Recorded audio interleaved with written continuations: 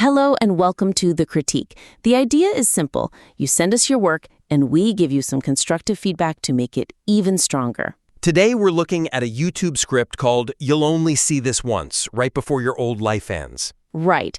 From the channel Digital Solace. It's all about divine disorientation and shedding old identities. It's a heavy topic. Very heavy. A high-stakes piece of writing, for sure. Absolutely. So let's just jump right in. The first thing that really stands out is the extended metaphor that runs through the whole piece. The internal compass. Exactly. And our first point is about how effective that metaphor really is. It's a classic image, you know? Navigation, finding your way. It feels solid. It does at first, but I think the question is, does it hold up logically all the way through? And I think that's where the problem. It starts strong, but then it gets crowded, internally inconsistent. What do you mean by crowded? We start with a compass, right? Which is all about magnetism and direction. But then a few paragraphs later, we're talking about borrowed blueprints. Which is architecture. Right. And then after that, it's performances on a stage. So now we're in the theater. I see what you mean. The listener has to keep switching contexts in their head. Exactly. It creates this cognitive load. And even within the compass metaphor itself, it strains a bit. The script says the compass was calibrated for their parents' magnetic field. Okay, but that sounds quite poetic, doesn't it? I mean, does the average person really care about the physics? It's a fair point, but in a script like this, one that's giving advice, you need a certain amount of logical grounding. A compass points to the Earth's magnetic north. Right. So if an analytical listener stops and thinks, wait, people don't have their own magnetic field, you've broken the spell. You've pulled them out of the feeling and into their head. You've pulled them right out. So the suggestion is really to just streamline the imagery. Stick with the navigation theme. Yes. Be ruthless. If we're talking about a borrowed life, let's keep it in that world. So instead of the borrowed blueprints line, what's a better alternative? Something like, you are following a map drawn by someone who never visited your terrain. Oh, that's much better. It stays in the world of exploration. It does. And for the physics problem, the calibration thing? Yeah. How do we fix that? Just simplify it. Don't invent new science. You could say something like, you were given a compass where north was painted on the dial by your parents, regardless of where the needle actually wanted to point. Yes, that's so much more direct. The focus stays on the misdirection, not the mechanics. A painted dial is a false guide. You can see it. It's a much stronger image. Okay, so that leads us pretty neatly into the next point, which is about the structure, especially in the middle of the script. The middle model. Yes, the part that's all about the void. Right. This is a super common thing in this genre. The writer has this really powerful feeling, disorientation, but then they just circle it for too long. I noticed that. There are phrases like, you're terrified. It feels like losing your mind. Disorientation is the confirmation. It's all hitting the same beat over and over. The listener gets it. They're lost. That's why they're watching. Exactly.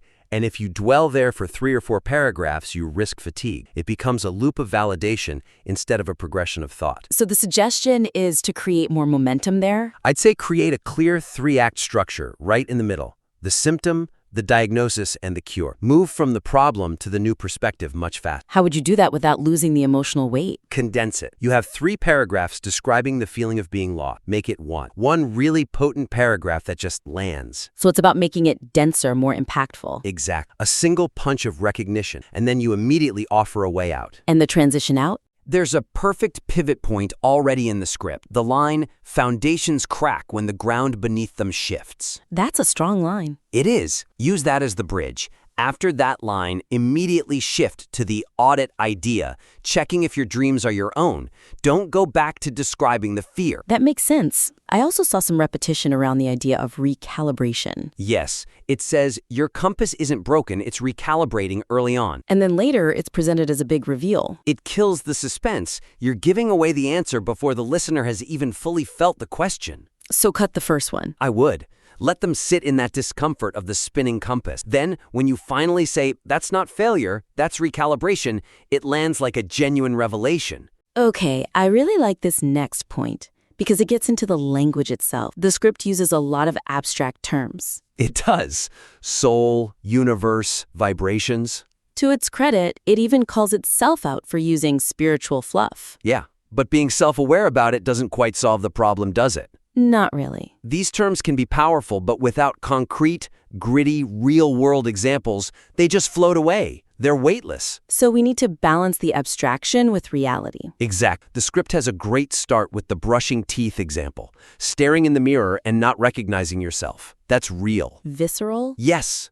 We need more of that brushing teeth energy all the way through. Okay, so let's brainstorm a few. The script says, friends who used to energize you feel like obligations. That's a good summary, but it's an intellectual summary. We need to add texture. Let's put it in a scene. How about, it's that moment you stare at your phone, dreading a text from your best friend, not because you hate them, but because you have nothing left to say to the version of you they know. Wow, yeah, that lands so much harder. You can feel the guilt in that. It's a specific action. What about the part on goals that don't fit anymore? It's a bit vague. Let's make it specific. The promotion you spent 3 years fighting for finally lands on your desk, and instead of champagne, you feel nausea. Vivid. Suddenly it's not a concept, it's a memory. Exactly. And one more, for the idea of withdrawal. That sounds so clinical. It does.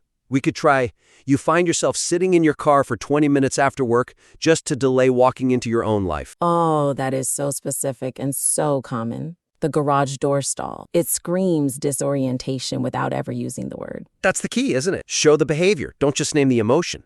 Definitely. Okay, let's talk about the conclusion. The script makes a big point about surrender. It does, but I'm a little worried about the tone there and about the agency it leaves the listener with. The advice is stop trying to figure it out and let the compass spin. Which, is a valid spiritual goal, but the tone can come across as passive. It risks making the listener feel powerless. Like they're just a victim of this process. Exactly. The call to action is to comment, "I'm being redirected," which is good for YouTube engagement, but it's not a lot of personal agency for their life. So we want to shift the tone from endure this to what? To actively participate in the void. How do you actively participate in waiting? Seems like a contradiction. You reframe it. The script says, notice what you're naturally pulling away from. Let's make that an active decision. Okay. How about every time you feel that pull away, visualize cutting a cord? You aren't just watching, you are pruning. You are proning. I like that. It gives the listener a job to do. It makes them the gardener of their own life. And with the stop asking advice, you can't just tell a brain to stop thinking. Doesn't work. Never works. So instead of telling them to stop asking the wrong question, give them a better question. So stop asking yourself what's wrong to. Start asking, if I didn't have to please anyone, what would I do next? That's a much more empowering question. It turns the void into a blank canvas. And one last thing on this, the mirror part. The script says, don't turn away. Which is a negative command. Right. Don't do X. Let's add an active challenge. Look at that stranger and introduce yourself. That's interesting. It turns fear into curiosity. It really does. Okay, that brings us to our last point. This one is about the perspective. The script uses the second person you almost exclusively. You've been avoiding. You're terrified. It's constant. It's standard for this kind of video, I guess. It's meant to be intimate. It is, but when it's that relentless, it can backfire. It can start to feel Accusatory. a bit like a finger pointing at you. Exactly. And it risks the Barnum effect. If you say you are terrified and the listener is actually just feeling numb or exhausted, you've lost them. They think, you don't get me. So the suggestion is to vary the perspective. Yeah, just mix it up. Sprinkle in some we statements and some I statements to soften that constant diagnosis. A we statement would create a sense of universality. For sure. Instead of, you're terrified because a compass spins, you could say, it is terrifying when a compass spins. Or, we're all terrified when the needle won't settle. Yes, it becomes a shared human condition, not a personal failing. And the I statements? That's about establishing the narrator's authority and empathy. Instead of a top-down, let me tell you what's actually happening, it could be a gentler, here's what I've seen happen in this phase. It's sharing wisdom, not delivering a verdict. Exact. We could even apply that to the borrowed blueprints part. Instead of, you built your life on a borrowed blueprint. Which sounds a bit like an accusation. It does. You could just shift it to, we all build lives on borrowed blueprints initially. We have to. That creates solidarity. It says, I'm with you, not you did this wrong. And in a script about feeling lost and alone, that feeling of companionship is everything. Well, this has been incredibly thorough. Let's do a quick recap of the main action items for the writer. Sounds good. Let's break it down. First up, Tighten that compass metaphor. Keep it consistent. No blueprints, no stages. And use the painted dial idea instead of the weird physics. second point, Structure that middle section. Turn the loop into a ladder. Go from symptom to diagnosis to cure and give the listener a sense of moving forward. right. And third, Ground all that spiritual abstraction in reality. Less vibrations, more dreading a text message, or feeling nauseous about a promotion. and then last one,